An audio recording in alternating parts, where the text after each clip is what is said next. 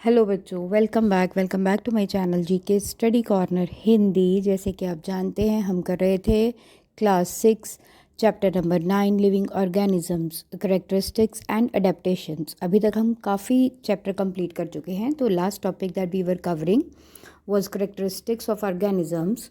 इसमें हम लोग जो अलग अलग जीव जंतु हैं उनकी क्या विशेषताएं हैं उसके बारे में पढ़ रहे थे। आज हम पढ़ेंगे page number 88।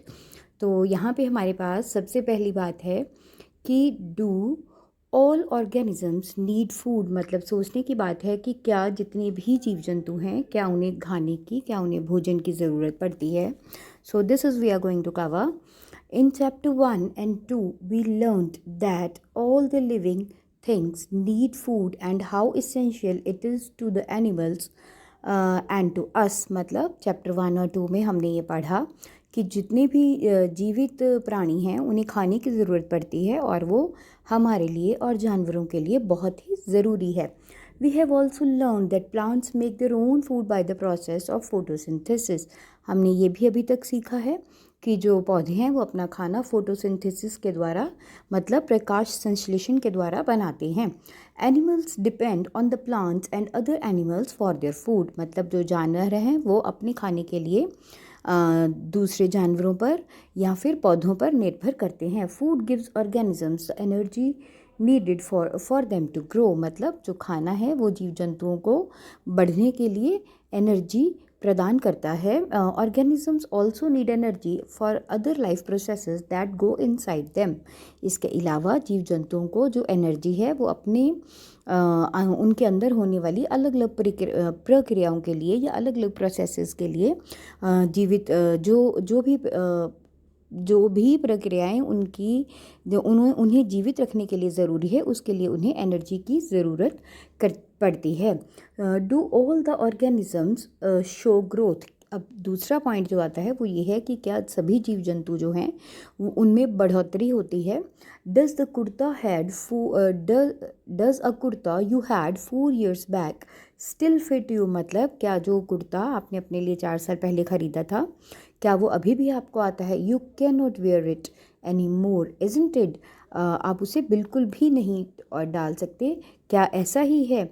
You must have grown taller during these years. मतलब इतने सालों में आप लंबे हो गए हैं। You may not realize it but you are growing all the time and in few years you will become an adult. मतलब हो सकता है कि आपको इस बात का एहसास ना हो परंतु सच्चाई यही है कि आप हमेशा बड़े होते जा रहे हो और कुछ सालों में आप बढ़कर एक वयस्क बन जाओगे। The young ones of the animals also grow into adults. मतलब जो जानवरों के बच्चे होते हैं वो भी बड़े होते हैं। You would surely have. मतलब आपने ये पक्का देखा होगा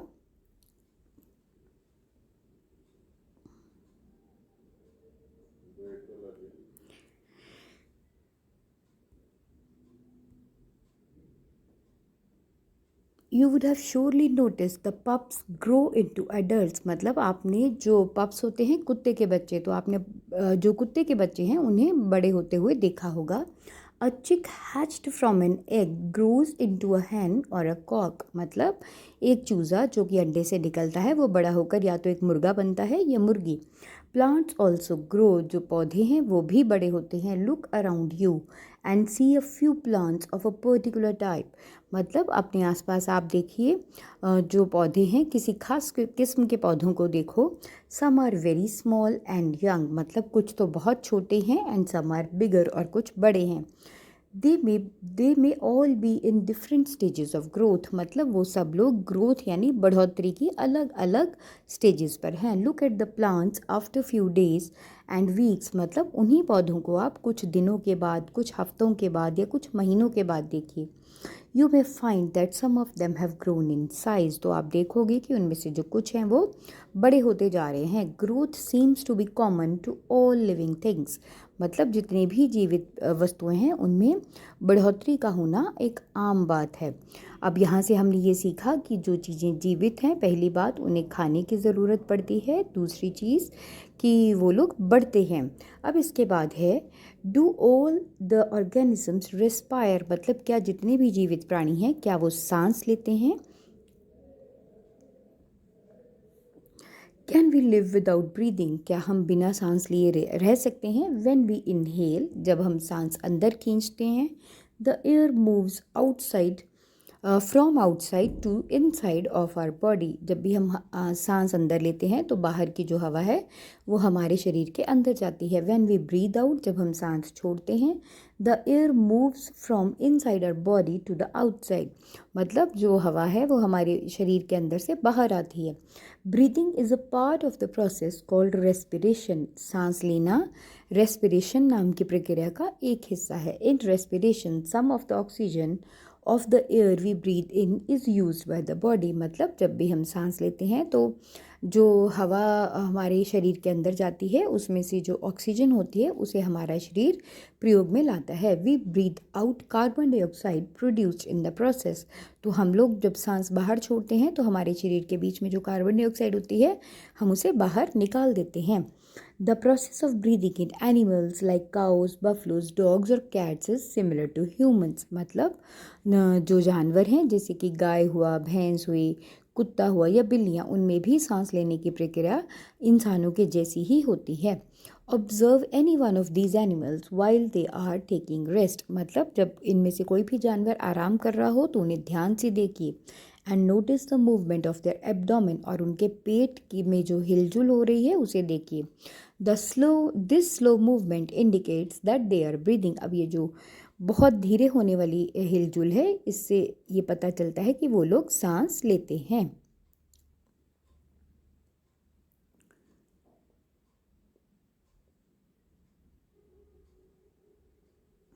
respiration is necessary for all living organisms, मतलब जो सांस का लेना है या सांस लेने की प्रक्रिया है वो सभी जीवित प्राणियों के लिए बहुत ज़रूरी है।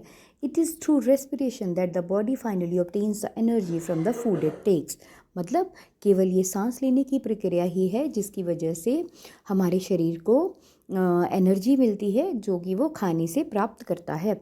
सम एनिमल्स में have different mechanisms for exchange of gases which is a pair of respiration process, इसके अलावा कुछ ऐसे कुछ जो और प्राणी हैं उनमें अलग अलग तरीका होता है, या अलग अलग तरीके या अलग अलग प्रक्रियाएँ होती हैं जिसकी वजह से वो गैसों को अंदर लेते हैं या बाहर छोड़ते हैं, जो कि उनकी रेस्पिरेशन प्रोसेस का एक हिस्सा है। फॉर एग्ज़ाम्पल, जैसे कि earthworm breathe through their skin, जो अर्थवॉर्म केंचुए होते हैं वो अपनी स्किन के द्वारा सांस लेते हैं। Fish we have learned have gills for using oxygen dissolved in water, fish मछली जिसके बारे में हम ये जानते हैं कि उसके पास गलफड़े होते हैं जिसकी वजह से वो पानी में घुली हुई ऑक्सीजन को प्रयोग में लाती है। The gills absorb the oxygen from the air dissolved in water, तो ये जो गलफड़े होते हैं ये पानी में घुली हुई ऑक्सीजन को अपने अंदर सोख लेते हैं। डू द प्लांट्स रिस्पायर, अब सोचने के बाद ये है कि क्या जो पौधे हैं वो भी सांस लेते हैं। Exchange of gases in plants mainly take place through leaves, मतलब जो पौधे होते हैं उनमें जो एक्सचेंज ऑफ गैसेज मीन्स ये जो गैसों का बदलाव होता है या गैसों की अदला बदली होती है वो उनके पत्तों के द्वारा होती है। The leaves take in through the tiny pores in them and use the oxygen, जो पत्ते होते हैं वो अपने बीच उनके बीच में छोटे छोटे छिद्र होते हैं जिनसे वो अपने अंदर हवा लेते हैं और ऑक्सीजन को प्रयोग में लाते हैं। They give out carbon dioxide to the air, और वो हवा में कार्बन डाइऑक्साइड छोड़ते हैं। So we learned that in sunlight plants use carbon dioxide to produce food and give out oxygen, तो हम अभी तक ये अच्छे से सीख चुके हैं कि जो पौधे होते हैं वो सूरज की रोशनी में कार्बन डाइऑक्साइड को प्रयोग में लाते हैं और उससे अपना खाना बनाते हैं और बदले में ऑक्सीजन छोड़ते हैं। The amount of oxygen released in the process of food preparation by plants is much more than the oxygen they use in respiration, मतलब जितनी ऑक्सीजन जो पौधे हैं वो अपने सांस लेने में प्रयोग में लाते हैं उसके मुकाबले जितनी ऑक्सीजन वो लोग छोड़ते हैं पूरे वातावरण में वो कहीं अधिक होती है। So respiration in the plants take place day and night, तो जो पौधे होते हैं पेड़ पौधे हैं उनमें भी सांस लेने की ये जो प्रक्रिया है ये दिन रात चलती रहती है। अब यहाँ तक हमने ये देखा कि जो जीवित प्राणी हैं उनमें सांस लेने की प्रक्रिया जो है वो भी बहुत ज़रूरी है। तो अब क्वेश्चन ये उठता है, do all the organisms respond to the stimuli, मतलब अगर किसी जीव जंतु को कुछ तकलीफ़ होती है या कुछ अलग उसके साथ होता है, क्या वो उसके लिए रिस्पॉन्ड करता है, क्या वो उसके लिए जवाब देता है। How do you respond if you suddenly step on a sharp object like a thorn, मतलब आप किस तरह से जवाब दोगे, आप किस तरह से रिएक्ट करते हो जब आप अचानक किसी तीखी चीज़ जैसे कि कांटे के ऊपर पैर रखते हो। वाइल वॉकिंग बेयरफुट, जब आप नंगे पाँव चलते हो। How do you feel when you see और think about your favourite food, मतलब जब आप अपना फेवरेट खाना देखते हो तब आप कैसा महसूस करते हो। You suddenly move from a dark place into a bright sunlight, जब आप कभी भी अंधेरे कमरे से चमकती हुई रोशनी या अचानक चमकदार सूरज की रोशनी में पहुंचते हो। व्हाट हैपन्स, तो तब क्या होता है।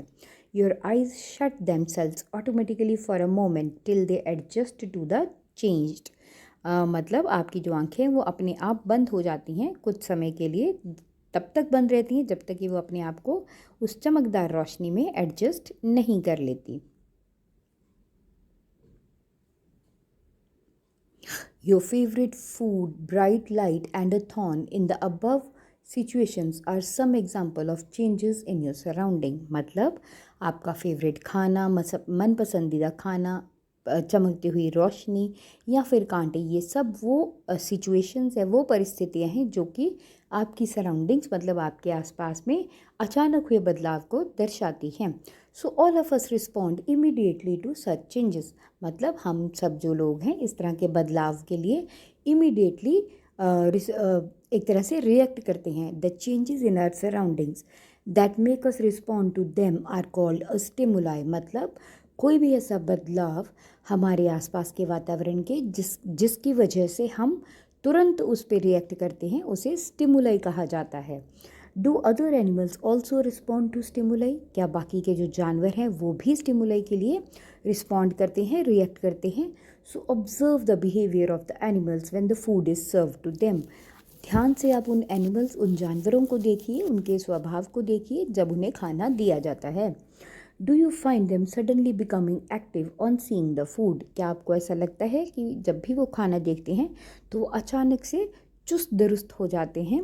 When you move towards a bird what does it do, जब आप किसी पक्षी की तरफ बढ़ते हैं तो वो क्या करता है। Wild animals run away when bright light is flashed towards them, जंगली जानवर जो हैं जब उनके ऊपर हम चमकदार रोशनी डालते हैं तो वो भाग जाते हैं। Similarly cockroaches begin to move to their hiding places if a light in a kitchen is switched on at night, इसी तरह से जो कॉकरोचेस हैं वो अपने छुपने की जगह में भागना शुरू कर देते हैं जब भी हम रात में रसोई घर में लाइट जगाते हैं। Can you give some more examples of the responses of animals to stimuli, क्या आप इस तरह के जानवरों के रिएक्शंस के बारे में कुछ और एग्जाम्पल्स दे सकते हो। Do plants also respond to stimuli, अब अगला प्रश्न ये है कि क्या जो पौधे होते हैं वो भी इस तरह की स्टिमुलाई के लिए जवाब देते हैं। Flowers of some plants bloom only at night, बिल्कुल देते हैं। कुछ ऐसे पेड़ पौधे होते हैं जिनके जो फूल हैं वो केवल रात में ही खिलते हैं। In some of the plants flowers close after sunset, इसी तरह से कुछ ऐसे पौधे होते हैं जिनमें जो फूल हैं वो सूरज के छिपने के बाद बंद हो जाते हैं। In some plants like mimosa commonly known as touch me not leaves close और fold when someone touches them, इसी तरह से कुछ ऐसे पौधे होते हैं जैसे कि टच मी नॉट मतलब छुई मुई, उसमें जब भी हम उस पौधे को छूते हैं तो उसके जो पत्ते हैं वो मुड़कर इकट्ठे हो जाते हैं।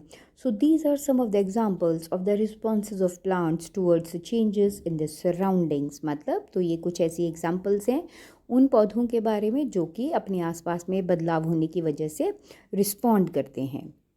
अब हमारे पास है यहाँ पे activity number 4। Place a potted plant in a room little away from a window through which the sunlight enters sometime during a day, मतलब एक गमले में लगा हुआ पौधा एक ऐसे कमरे में रखिए, कमरे की खिड़की के पास रखिए, वो खिड़की जिससे कि वो पौधा थोड़ा दूर पड़ा हो, और ऐसा कमरा होना चाहिए जिसमें जो सूरज की रोशनी है वो थोड़े समय के लिए आती हो। Continue watering the plant for few days, उस पौधे को कुछ दिनों तक पानी देते रहिए। Does the plant grow upright, क्या वो सीधा बढ़ेगा? Like the plants out in open, उन पौधों की तरह जो कि खुले में पड़े होते हैं। Note the direction in which the plant bends, अब आप ध्यान से उस डायरेक्शन को नोट कीजिए जिस तरफ वो पौधा मुड़ता है। इफ़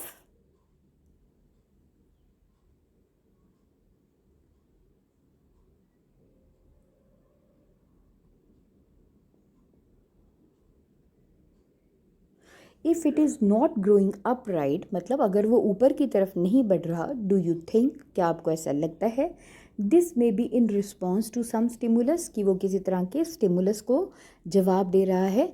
सच्चाई तो ये है कि all living things respond to the changes around them, सच्चाई ये है कि जितने भी जीवित प्राणी हैं वो अपने आसपास में जो भी चेंजेस होते हैं उनके लिए रिएक्ट करते हैं। तो यहाँ पे ये जो पौधा है वो उस खिड़की की तरफ झुक जाएगा, क्योंकि सिर्फ खिड़की से ही उसे रोशनी मिल रही है। तो किसी भी एक जीवित प्राणी के लिए सूरज की रोशनी, खुला माहौल, खुली हवा, ये सब चीज़ें अच्छे से बढ़ने के लिए बहुत ज़रूरी हैं।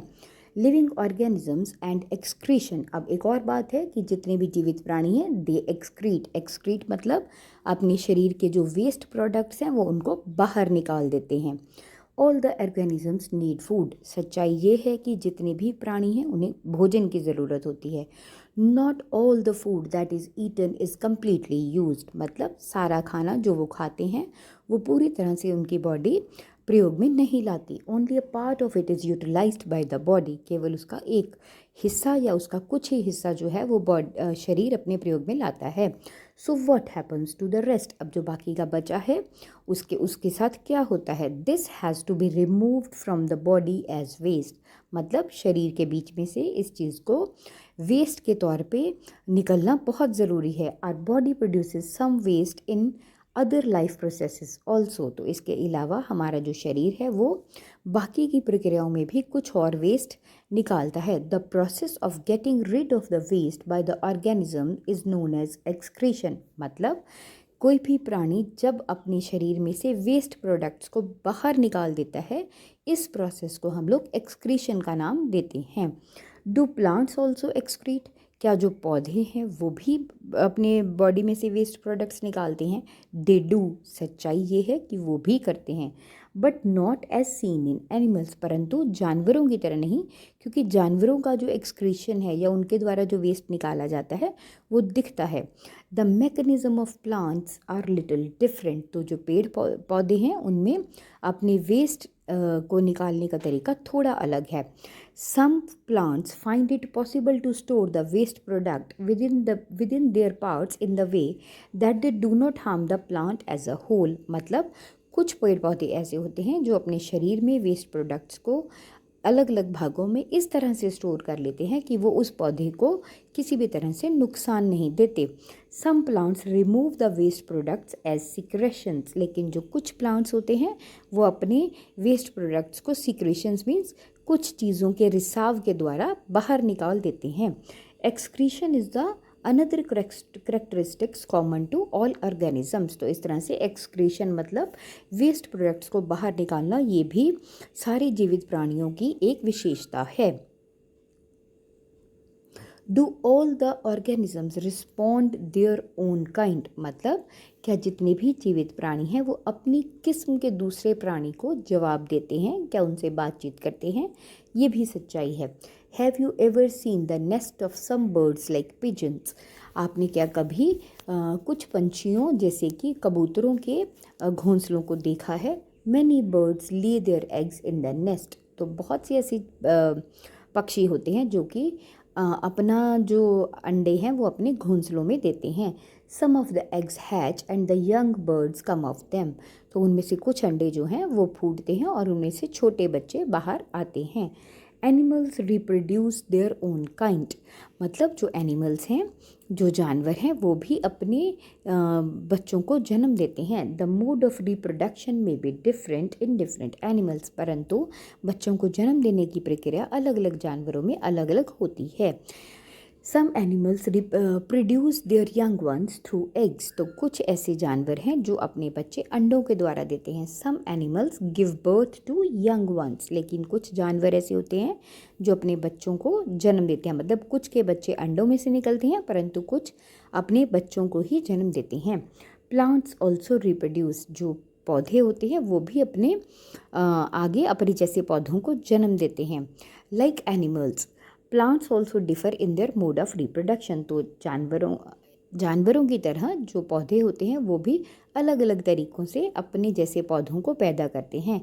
Many plants reproduce through seeds. बहुत से ऐसे पौधे होते हैं जो कि बीजों के द्वारा अपने जैसे पौधों को पैदा देते हैं। Plants produce seeds. जो पौधे होते हैं वो बीज बनाते हैं या बीज देते हैं, बीज एक तरह से उत्पन्न करते हैं।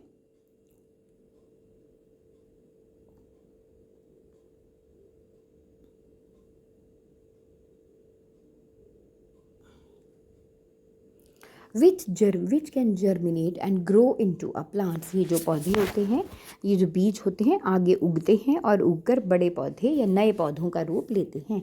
Some plants also reproduce through the parts of other seeds, through the parts other than seeds. कुछ ऐसे पौधे होते हैं जो कि बीजों के द्वारा उत्पन्न न होकर अपनी टहनियों से ही उत्पन्न होते हैं। For example, a part of a potato with the bud grows into a new plant. मतलब एक आलू का वो हिस्सा जिस पे बड मतलब जिस पे उसका कुछ हिस्सा उगा हो वो एक नया पौधा बन जाता है।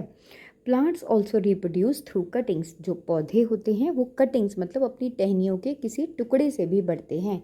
Would you like to grow a plant in this way yourself. क्या आप इस तरह से किसी पौधे को उगाना पसंद करोगे? अब यहाँ पे आपके पास एक्टिविटी है, take a cutting from a rose और अ मेहंदी प्लांट। आप एक छोटी सी डंडी लें, या तो गुलाब के पौधे की या मेहंदी की। Fix it in a soil and water it regularly. इसे मिट्टी में लगा दें और रोज़ पानी दें। What do you observe after few days. अब आप कुछ दिनों बाद क्या देखोगे? It may not be easy to grow plants from the cuttings. मतलब कटिंग सीन उनकी टहनियों के टुकड़ों से पौधों को उगाना आसान नहीं है। Don't be disappointed if your cutting does not grow. अगर आपका जो लगाया हुआ टुकड़ा है वो अगर ना उगे तो निराश मत होइए। Talk to the gardener if possible on the care to be given to the cuttings, make them grow into plants. मतलब आप माली से बात कीजिए और उससे पूछिए कि जब हम किसी कटिंग को लगाते हैं तो उसे उगाने के लिए किन बातों में ध्यान रखने की ज़रूरत है। So living things produce more of their own kind through reproduction. तो हमने ये सीखा कि जितने भी जीवित प्राणी हैं वो अपनी तरह के या अपनी किस्म के जीव जंतुओं को या पौधों को रिप्रोडक्शन के द्वारा आगे बढ़ाते हैं। मतलब वो अपनी किस्म को आगे बढ़ाते हैं। It takes place in many different ways for different organisms. तो ये अलग अलग प्राणियों में अलग अलग तरीके से होती है।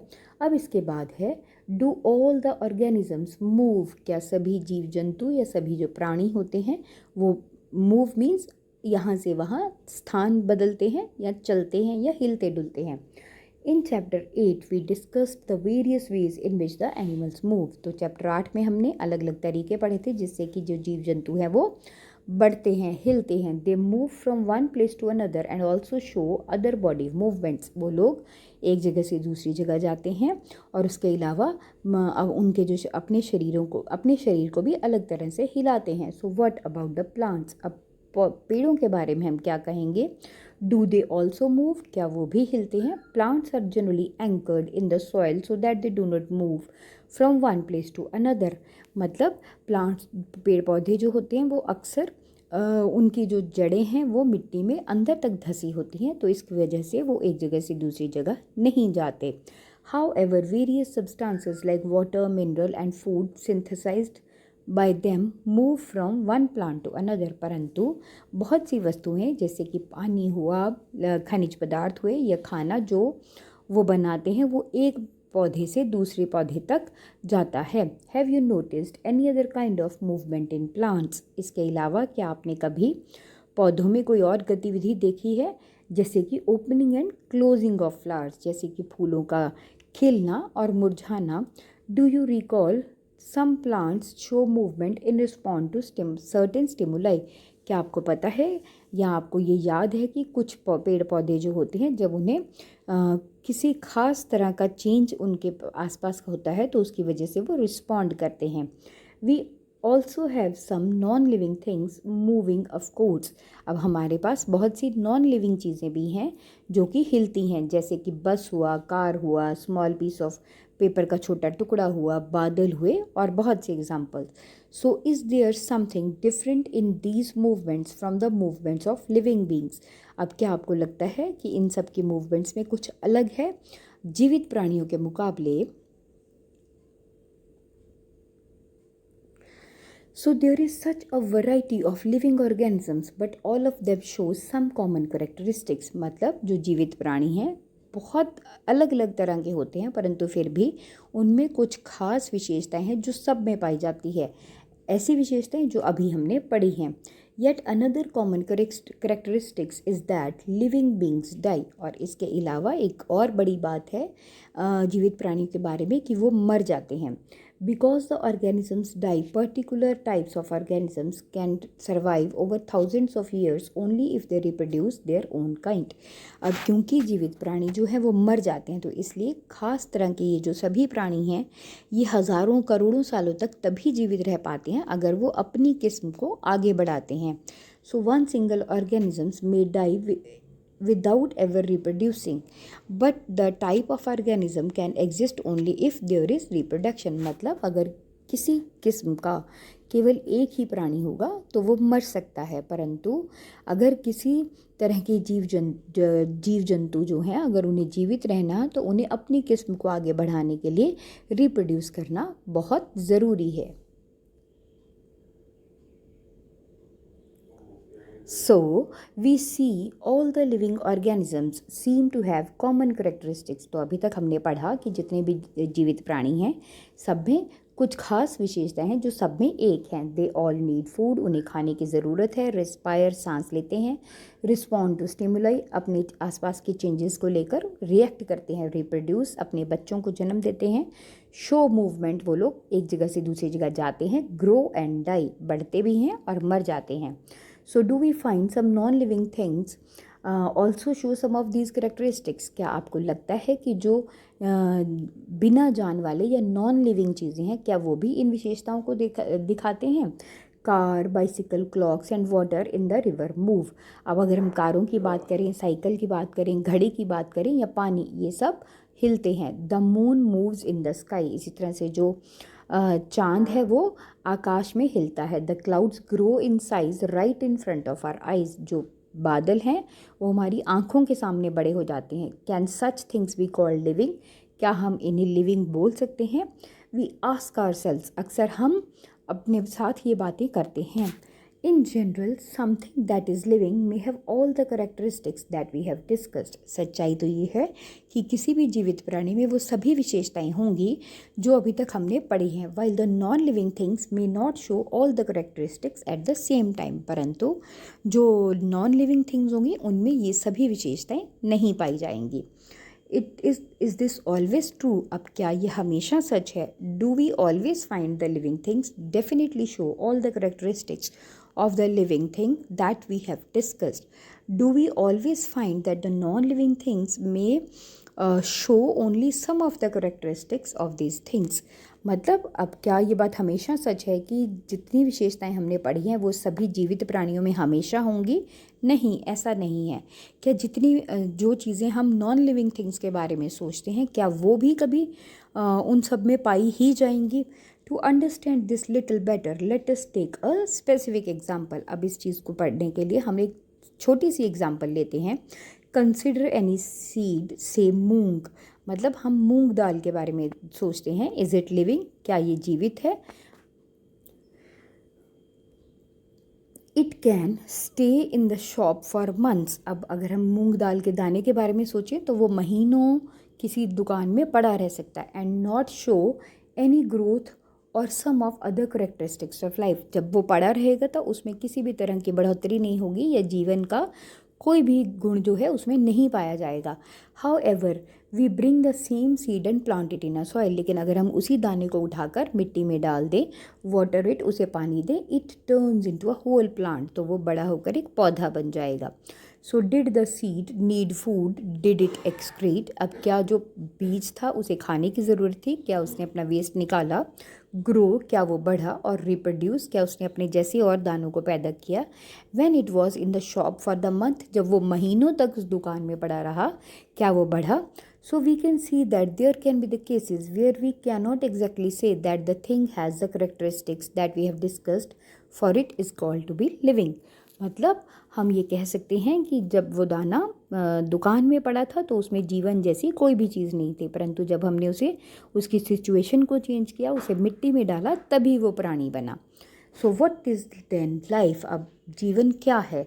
Push your hand deep inside the sack of a wheat, अब आप अपने हाथ को गेहूं के बड़े ढेर के अंदर डालिए। Do you find is it warm inside, क्या आपको लगता है कि वो अंदर से कहीं गर्म है। There is some heat being produced inside the sack of wheat, तो जो गेहूं का ढेर है उसके बीच में गर्मी है। The seeds respire and that process give out some heat, तो ये जो बीज होते हैं ये भी सांस लेते हैं, उसकी वजह से गर्मी पैदा होती है।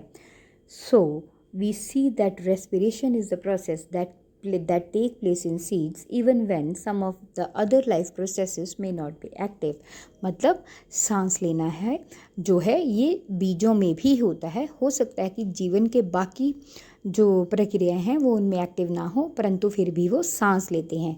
So it may not be very easy to answer the question what then is life, but however, looking at all the diversity of life living beings around us, we can conclude that life is beautiful। मतलब हो सकता है कि हम अपने आसपास के की घटनाओं को देखते हुए ये ना बता पाएँ कि जीवन क्या है, परंतु फिर भी एक बात तो हम कह सकते हैं कि जीवन बहुत खूबसूरत है।